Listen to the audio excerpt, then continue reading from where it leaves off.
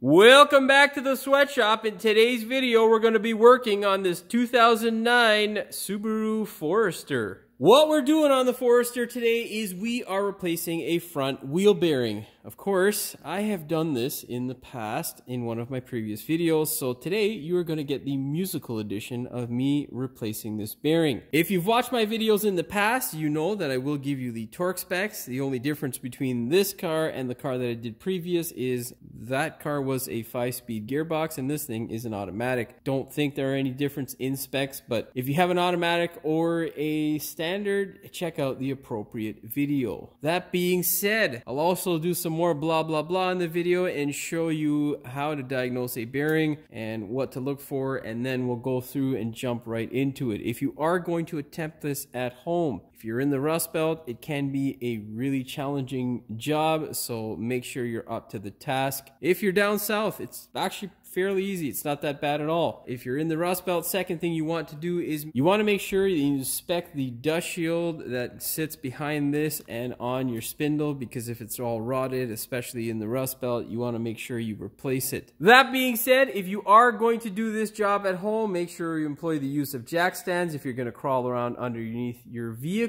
Of course, before we get started with today's video, do me a big favor, hit that subscribe button as well as the notification bell so you never miss one of my new videos. Okay, all right. Now I know I said that we are doing the front bearing and we are looking at the rear wheel, but give me a second here. Basically, it's just a lot easier for me to demonstrate what it sounds like. The front wheel isn't spinning as freely, so I'm going to be taking care of the caliper bracket. I'm not going to be showing that on camera because, well, it's going to take forever and ain't nobody got time for that. Anyhow, basically there are two things that you can do to tell whether you have a bad bearing. You want to hold the outer edge of your rim, the lips of the rim. I'm not showing you the lip because, well, it's not in frame and I'm not going to adjust this thing again. You want to shake it like this. If there is any play that is an automatic, you got to change that thing. This one does not have any play, but it does have a lot of this.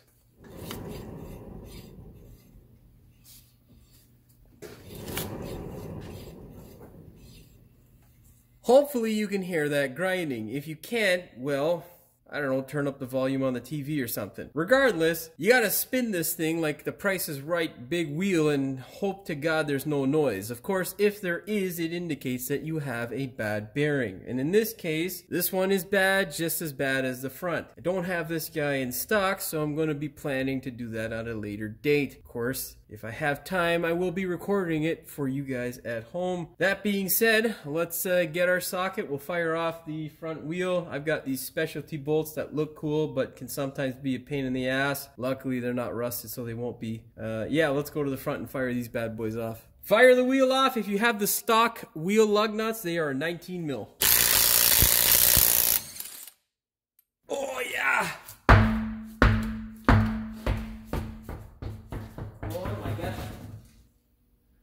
We're doing well so far.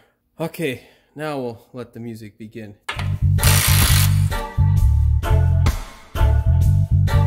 Get yourself a 17 mil with a 3-inch extension so you can clear this abomination of a design over here by Subaru, and then crack these guys loose, crank up that music. Oh my god. God damn, son, those things is tight.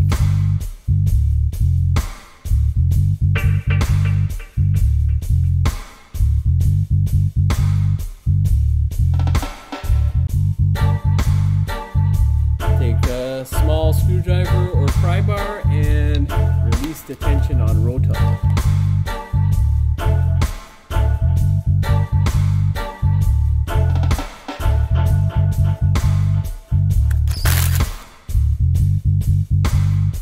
$14 mil flex.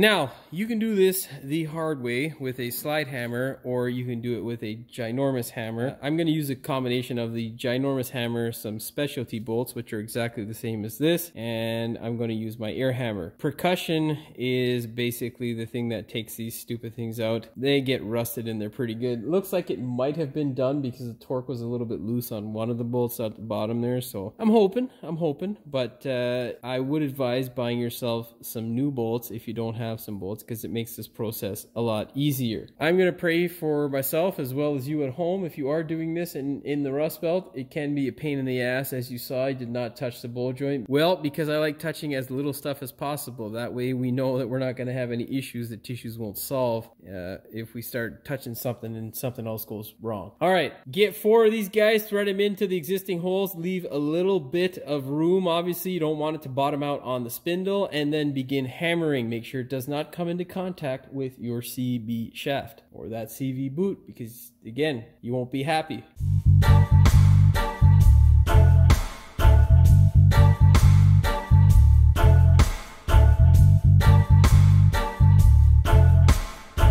I got this air bit here on my air hammer. We're going to sink him into the hole that I drilled on my bolts from previous jobs, and we're going to hammer the hell out of this thing and hope that it moves. If it does not, we will then switch over to our punch and hammer method, which is never fun, but hey, it does work. Okay, begin hammering. Commence with music. Oh yeah, wait. Ear, eye, and nose protection. Well, not really nose protection, but ear and eye for sure.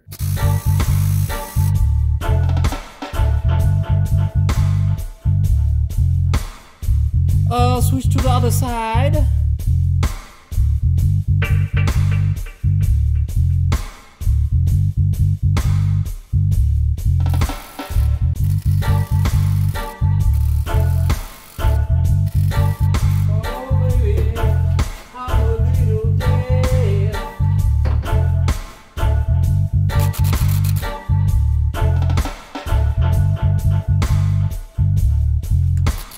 Obviously, we can see our separation here, which is a wonderful thing. It wasn't too bad, thankfully. What we need to do now is pull these 2 bolts out. We'll leave the other side in for now, and then we will hit this thing on this open area here, because obviously the shield's not in the way.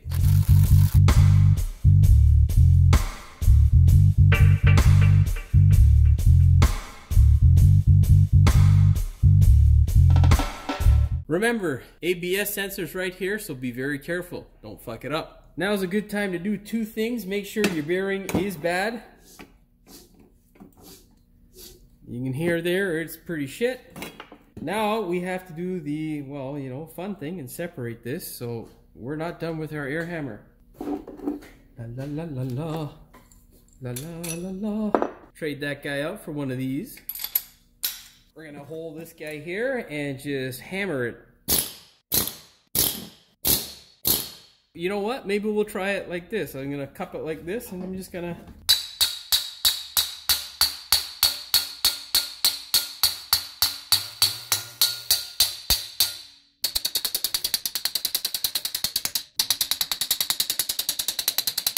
God damn it! Cooperate! Oh my god, that was... It's pretty seasoned there. It actually bent the goddamn thing.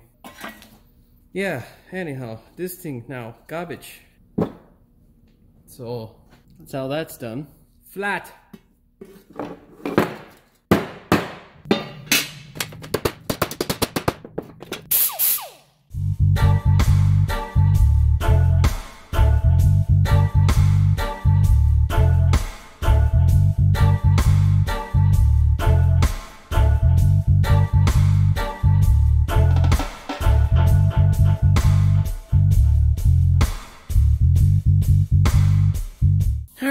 We don't really care about this sort of stuff on the edge here. We're only really caring about where the mating surface is and where the bearing is going to crush, because we want the bearing to sit nice and flat. If it doesn't sit flat, then we might have an issue. So make sure you clean it up. You can give it a nice spray of some paint if you'd like. That's what I'm going to do. Of course, make sure if you are going to use some paint, spray it well, or shake the can well so that it adheres well and all that chemical wonderfulness that gives you much less length on your life helps this thing from rusting. Okay, yeah, that's getting depressing. I'll be back. This is the before and that's the after. Let it dry. In case you're wondering why it's such a pain in the ass to get the bearing out, it's that stuff there, rust. It just makes life so much fun. What we're gonna do now is grind the surface flat. You're not trying to remove material, you're just trying to get rid of the rust. And we're gonna use a carbide bit in here and get rid of all of the rust. And then we're gonna give it a nice coat of paint. Remember, ear, eye, and nose protection, very important. Do not damage or touch your ABS sensor in any way. It is very, very sensitive. Like most of today's generation, it does not like to be touched or talked to in a manner that is not friendly. Yeah, anyhow. Grind away, begin. Let the fun begin. Get that guy out of there.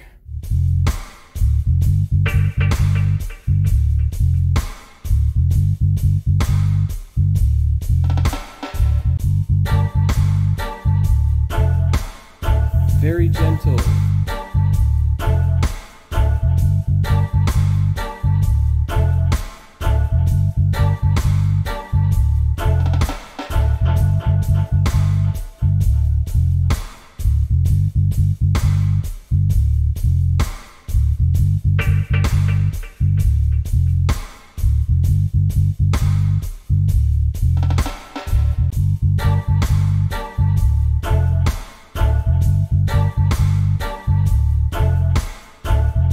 Alright, there we go. Good 10-15 minutes of cleaning and we're ready to paint. Now I'm going to paint it off camera because I don't want it on my camera. Grab the brake shield, make sure these bolts are protruding, and put it all together. Make sure you anti-seize the bolts. Yes. Yes. We're going to put some anti-seize on here as well as here. Do not put it in here. You don't want it getting on your bearing or splattering everywhere. If you have any sort of paint on your wonderful ABS sensor, try to get it off, as if it has any sort of metallic in it, it may give your ABS system a false reading. All right. La la la la la la la la la la la la. Little bit of grease just in the seam. Slide this baby into place. Oh yeah. Thread the bolts in by hand.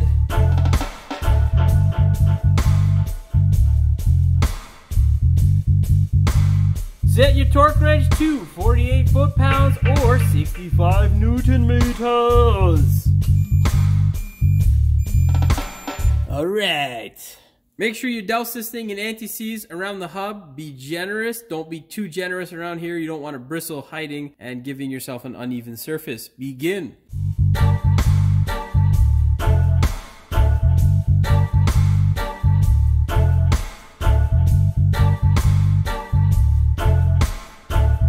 That's a thumbs up for me. Now go ahead, place your rotor on.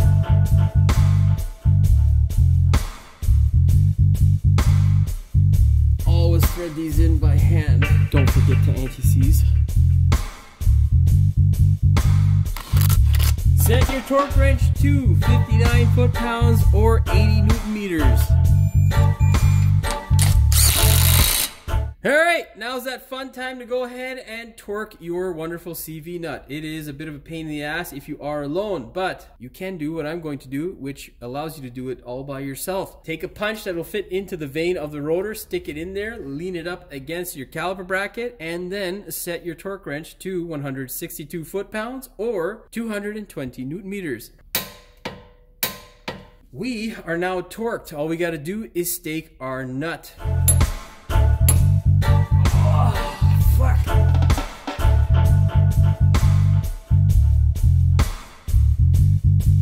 Go ahead, set your torque wrench to 74 foot-pounds or 100 Newton meters. All right, we're good to go.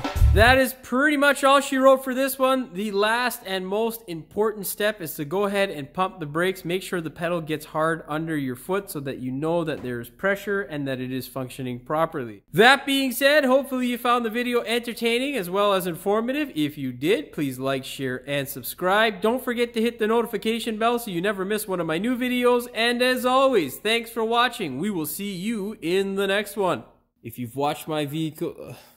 If you've watched my fucking blah blah blah, If you have one that's slightly different, well, check out what? You want to make sure you inspect the dust shield that goes, for fuck's sakes. That being said, make sure you employ the use of a jack and jack stands if you're going to do this at home. If not, what the fuck? I don't know what the fuck I just said. I started reading a message in between. Now I can't fucking remember. Anyhow, that being said, if you are going to do this at home, make sure you employ the use of a jack stand as well as what? Fuck am I saying, man? Oh, we're crashing now. I don't know why this fucking gimbal continues to drift over. One day I'm gonna take a fucking hammer to this thing and just smash it to fucking smithereens. I swear to God. Let the music begin. Well, you know what? I'll probably let the music begin after this clip because everyone likes hearing the gun. Well, that's gonna end up in the bloopers. Motherfucker! I dropped a specialty socket. Oh, this is for my own notes there, Jimmy. 32mm socket. Oh, that shit doesn't want to move. 17mm 3/8 extension to clear this stupid thing. I should just say that regular instead of typing all that shit out. Oh my god. God damn, son. Them things is tight. Shit. Somebody was on a steroids when they do this. Fuck.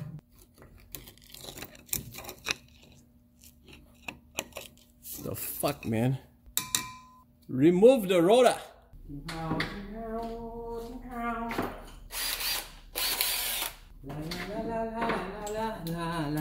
La la la la la la la la la la la. Ow. Fucking bitch. Don't be the asshole. Don't be the asshole. Ting pow, ting pow. Ling lao, ling lao.